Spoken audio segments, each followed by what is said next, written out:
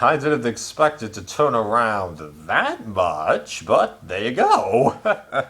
Uh, so, the comma 6/7 actually ended up really disintegrating here, and it's a really good thing that I didn't put Eric as a top pick because he was the boot. Now, granted, he's not actually completely out of the game, but we'll see. It all depends how many people end up on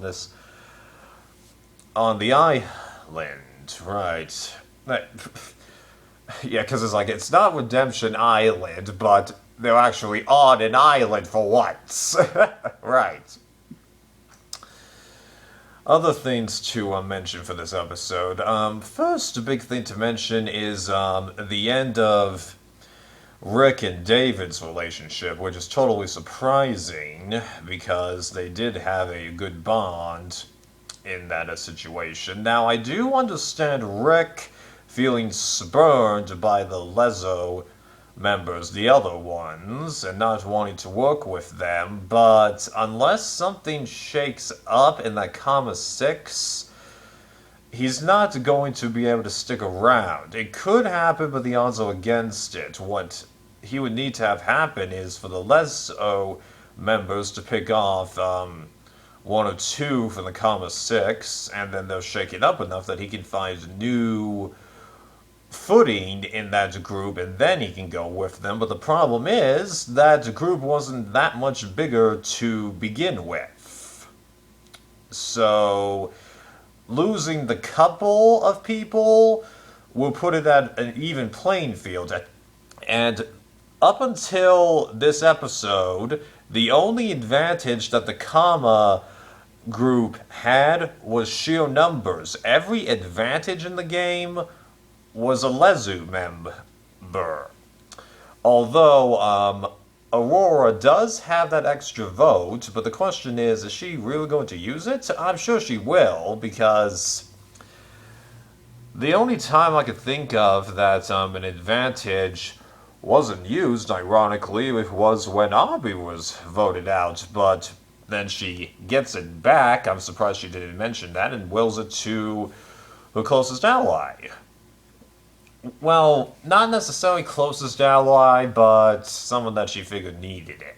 Especially given how Joe was booted, and I think she or Reem said that the move was pathetic to blindside Joe. Not really, because there is merit to voting out Joe. It's called eliminating a question mark versus someone that you have more or less figured out. Right. Although Dalton Ross brought up an interesting point that he doesn't really like the fact that the challenge to get back in the game isn't 100% level, and I'm kind of in agreement with him on that, but the alternative then is just to put advantages back in the game every few days, which would lead to the complaint that there's too many advantages. Obviously, you've got the extra vote, and no one's mentioned the idle nullifier or steal a vote, and they do have enough time to put in one more advantage in addition to the extra vote, I should add, not in addition to those other two things that I just mentioned. And given how far we are into the season without the idle nullifier, I think we can safely assume that it's not going to come into play, because that's something that you want in play at minimum when the tribe swap happens, like it was with last season. The steal a vote, technically you can introduce that at any point, but given how those free idols... but wait, though, that's what they did in Game Changers, but Game Changers was an all-star season, not a mixed season, so the all-star season, that's the excuse. And then Ghost Island, that's more forgivable because you knew there'd be a lot of advantages. I can't wrap my head around it, and I'm sure that tons of you other can't either, right? But I think it's worth bringing up that discussion topic. The challenges, we've seen that immunity challenge before, though Lauren blacking out was kind of scary, especially since, unlike Joe, he wasn't the last person to drop out. She was second to last to drop out. So that, I was also totally shocked how neither of the two girls lost their concentration, although Aurora trying to potentially take advantage of Victoria being distracted. I could see why Julie was pissed off at her because you're not even worried about her. Now, granted, within 20 seconds, it seemed, Dr. Joe indicated, oh, yeah, she's fine, but it didn't even seem like Aurora spent more than 2 seconds thinking about Lauren, and 2 seconds, that's not enough time to register emotions on people's face sometimes. Sometimes it takes you longer to say 3 words than 2 seconds. That sentence might have come out wrong. Then the reward challenge. Reasonably creative, but just David, man, you have like no luck with the puzzles. Oh yeah, he was able to solve that pyramid with the buoys, but they had the carbon copy sitting right over there. Right. And to be fair, while the Kama tribe was shouting at the Manu tribe, the solution, they had to shout past the Lezo tribe.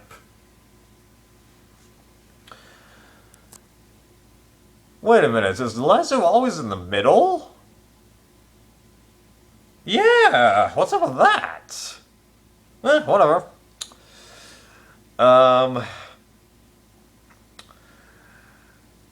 Then the whole idea of War Dog, trying to pressure people within the Kama 6 that they're not in the best footing, and that Ron and Eric were potentially trying to get in David and Rick.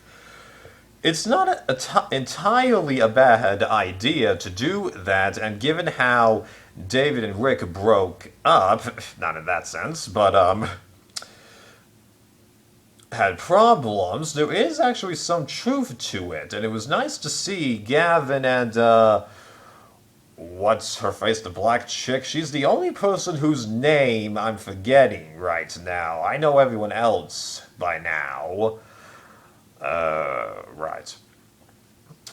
But, there was a little bit more truth to that than a normal, and given how disproportionate the edit has been, I was kind of hoping that some of that Kama fluff would get snuffed out, because, as I said, I have no problem rooting for anyone on that Kama side, but they need the edit to support it, and Ron had gotten a good amount of edit, just something told me not to root for him, that something would happen to him. Turns out it wasn't him, it was his closest ally, but I call that close enough, honestly. Okay. Although I was kind of surprised that Victoria flipped, because when did they talk to her? Now, it could be that Gavin talked to her, in which case then there's nothing wrong with that. But, it's just surprising. I would have liked to have gotten a little bit more into her point of view on this. It could be that War Dog or Kelly Wentworth or David, Gavin talked to her and I just don't remember, but,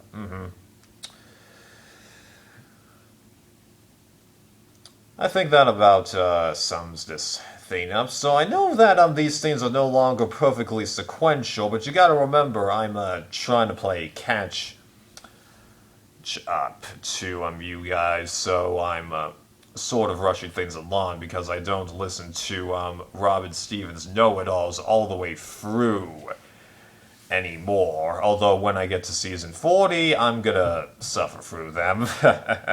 I'm not saying that you're insufferable, Rob. He provides a lot of stuff, and I'm sure that if I listen to a lot of his other things besides the exit interviews and the know-it-alls, I could probably learn a lot about former castaways and what's not, because he brings a lot of them back for those shows. Because You might not remember this, but when I was assessing the returnees for Blood vs. Water, I gave you a tip that, according to Russell Hantz, after HVV finished airing, he was approached by a producer while they were doing the reunion and said, "This was actually supposed to be the last season, but thanks to you, we're keeping it going." Of course, he could be lying about that, but somehow that wouldn't surprise me.